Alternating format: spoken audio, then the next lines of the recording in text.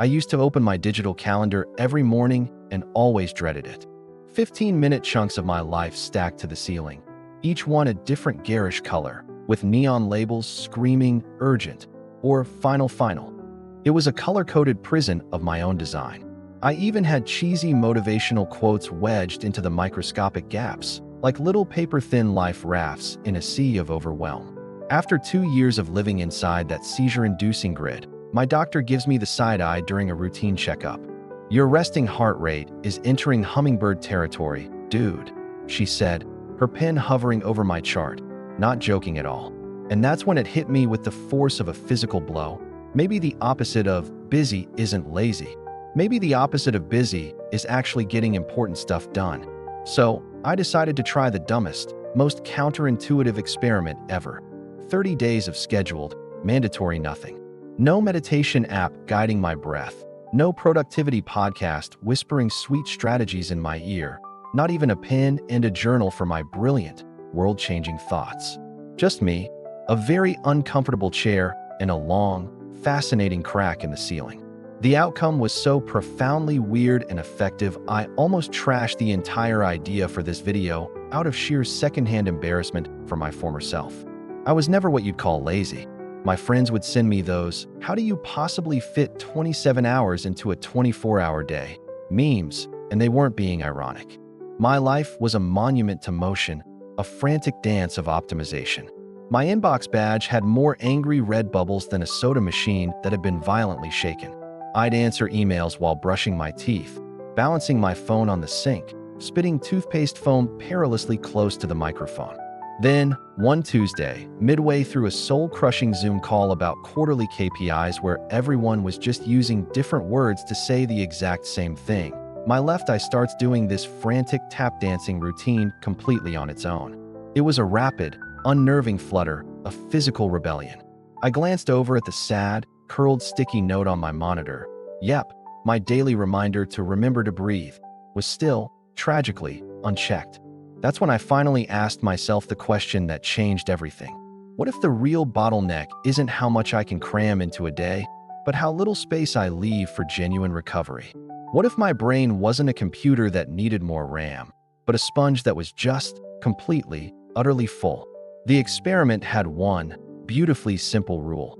Every single day, for 20 uninterrupted minutes, I would plant myself in the ugliest, most uncomfortable armchair I own and just stare at a specific crack in the ceiling plaster. This chair was a lumpy, mustard yellow monstrosity I inherited, a thing designed to punish you for sitting. No phone in the room, no pen, no glass of water. Just me, the lumpy chair, and the crack. The first 3 days were pure, unfiltered agony. It felt like my nervous system was actively trolling me, sending phantom vibrations to my pocket where my phone usually sat. My brain, desperate for stimulation, started a frantic inventory of every embarrassing thing I'd done since kindergarten. It was an itch for a dopamine hit that I couldn't scratch. By day 5, something shifted.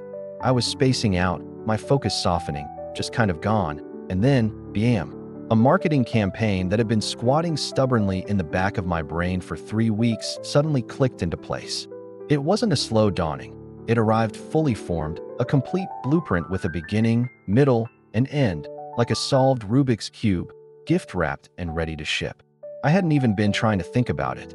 It just appeared.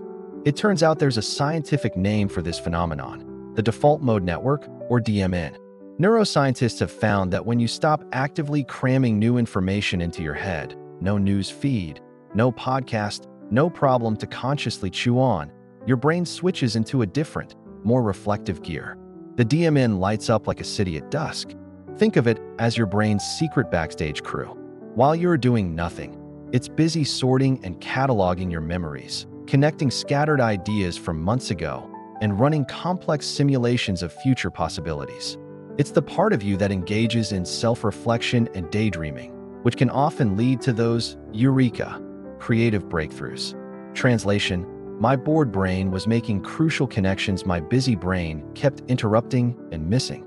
All I had to do was park my butt in that hideous chair for 20 minutes, and the DMN started cleaning out my mental junk drawer, finding forgotten parts, and building something new and useful with them.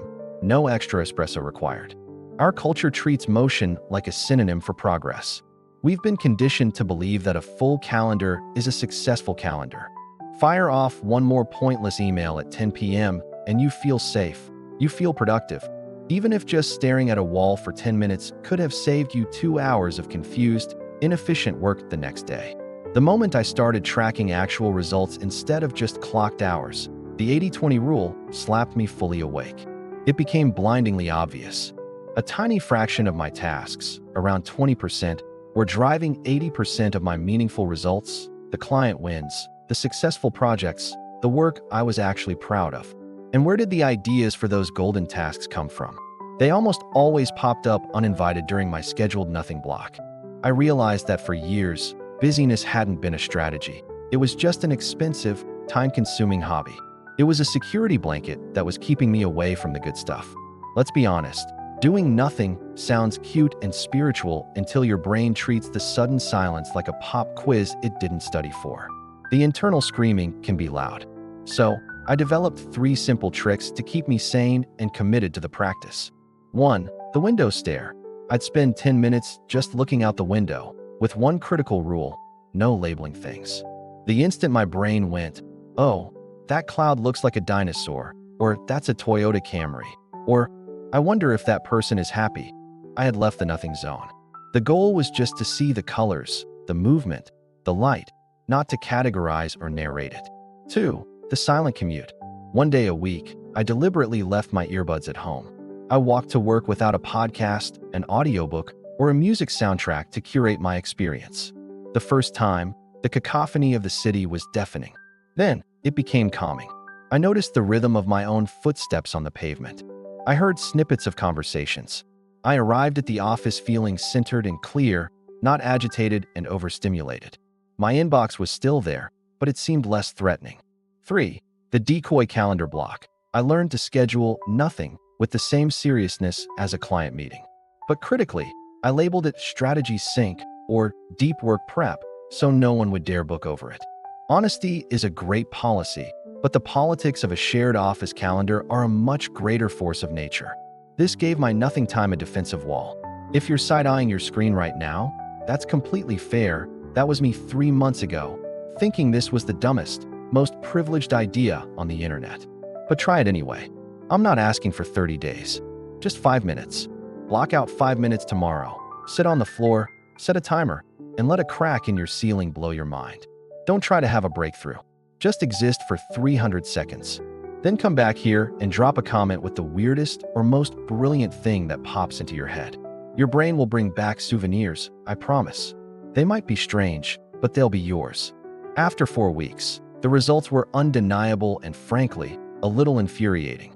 My average time spent in deep, focused work jumped from a pitiful 2.5 hours a day to a solid 4.1. That manic eye twitch completely ghosted me.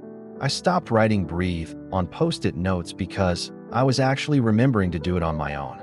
But the best part wasn't just the data. It was feeling like I was finally gaming the system instead of letting it game me. I was operating with less grind and getting more significant wins. My work was better, my ideas were sharper, and my stress levels plummeted. I finally understood why a company like Google would shell out cash for nap pods and mindfulness rooms. Strategic boredom isn't some fluffy perk for the entitled. It's the non-negotiable entry fee for sustained focus and creativity in the modern world. I started the Great Nothing experiment because I was burned out, desperate, and my eye was developing a personality of its own. I stuck with it because it took the entire modern productivity script, lit it on fire, and tossed it out the window. It taught me that the opposite of getting important stuff done isn't laziness. It's the frantic, exhausting burnout that wears a hustle culture costume to convince you that suffering is the same as progress. So here's the dare. Steal 5 minutes from your overstuffed schedule tomorrow. Sit down, stare at something uninteresting, and just stay offline. Breathe or don't. Just be. Let your mind wander where it wants to go. Then come back and tell me what random, brilliant idea crashed your quiet party. I'll be here in the comments section, probably doing a whole lot of nothing and getting everything done.